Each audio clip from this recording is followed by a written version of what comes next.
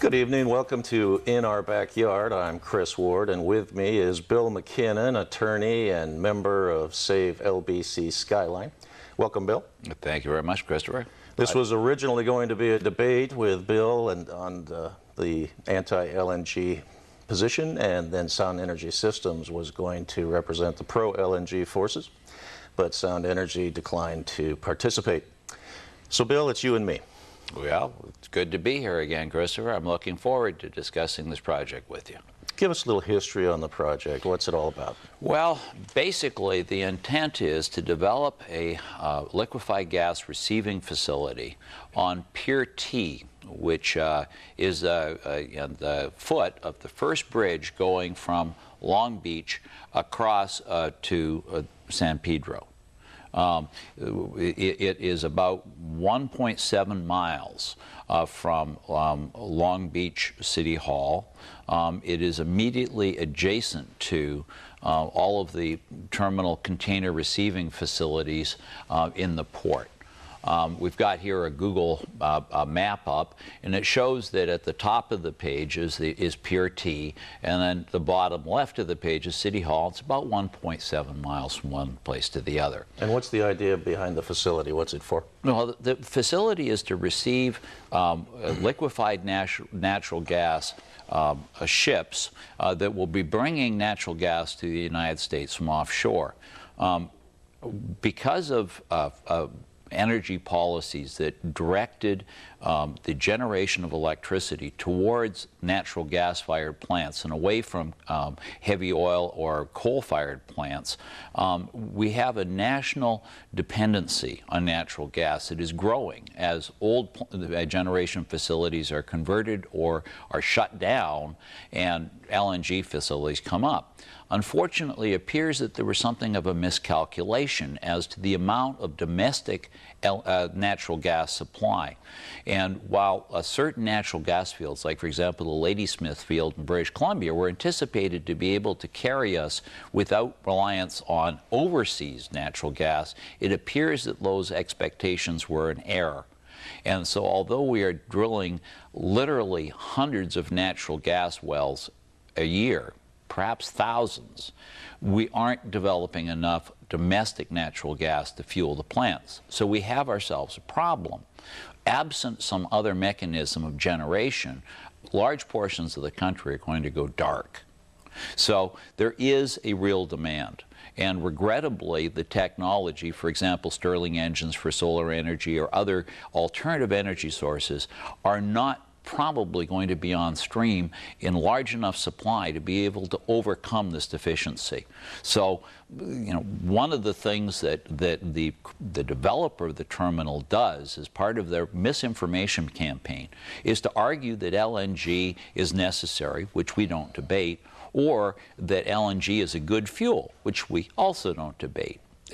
Neither of those things are, unfortunately, capable of being refuted. We do not have alternatives, therefore we must have the LNG. But what they don't wish to address, and I suspect the reason they're not here today, is why would they put this facility in the middle of the Port of Long Beach? Well, there's the nub. In the recent edition of the Los Angeles Times dated June 5th, it quotes the officials with the California Public Utilities Commission who oppose putting a terminal in a densely populated area. The quotation is, "When human error alone makes this risk too large in light of how many people would be in harm's way, the added risks of earthquakes or terrorist attacks make this site one of the worst possible sites imaginable." That's the California Public Utilities Commission. When they say that it's a terrible idea, I think you brought some slides that kind of illustrate why that might be so. Hey, fellas, excuse me, I just got a call. The pro-LNG rep is on his way down and should be here shortly. Oh, that's exciting news. Oh, thank you very much. That's great. Yeah, I have. The first slide I have here is one that is the report that actually caused me to have some concerns about this entire project. It's written by Ronald Koopman, who, as the slide indicates from the cover of the report, was the special project manager at Lawrence Livermore National Laboratory.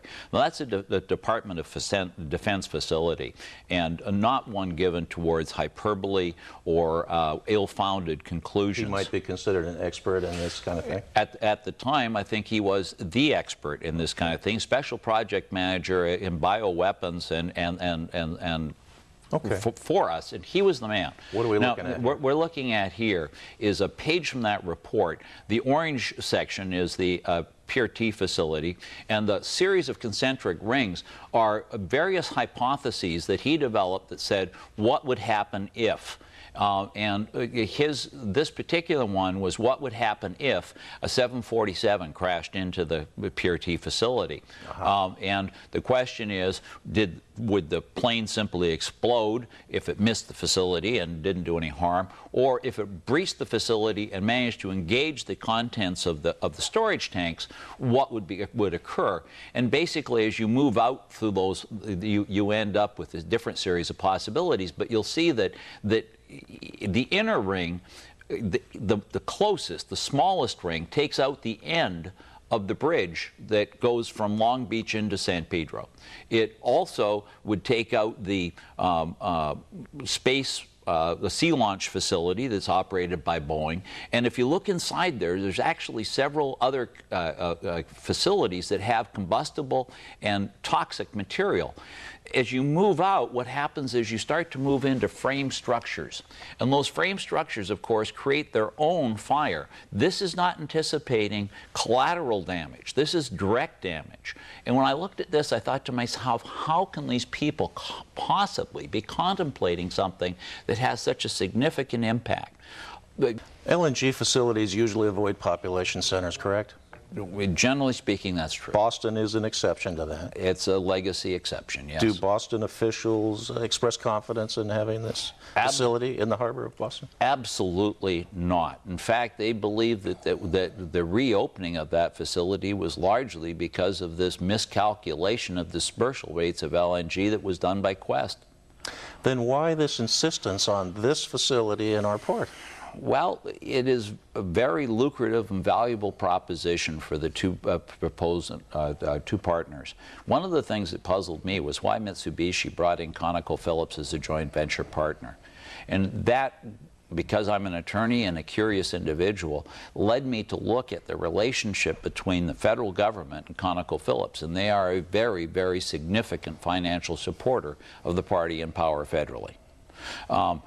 Additionally, I wanted to look at how this is going to occur. How could they possibly force this on us? And when you look at the energy bill, you'll see that the energy bill that was passed by Congress very, very specifically took all power away from California. Senator Feinstein's efforts to put in a, here's our pro-LNG proponent now, I guess. We just need to get a mic on him. Okay, sure. We just have a little time left. Yeah. It'll be interesting to hear. We hear what he has to say. Yeah. I think that the a problem that has occurred here. Here we go. So, is this the pro-LNG representative? Apparently so. What do you have to say about all the purported dangers from terrorism and earthquake faults, and why the LNG facility should be in the Port of Long Beach, sir?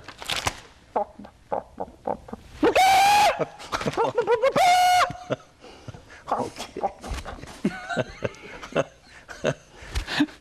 Well, there it is, Bill.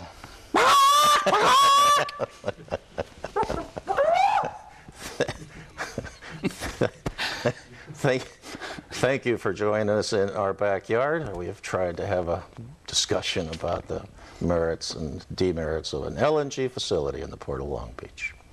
Thank you.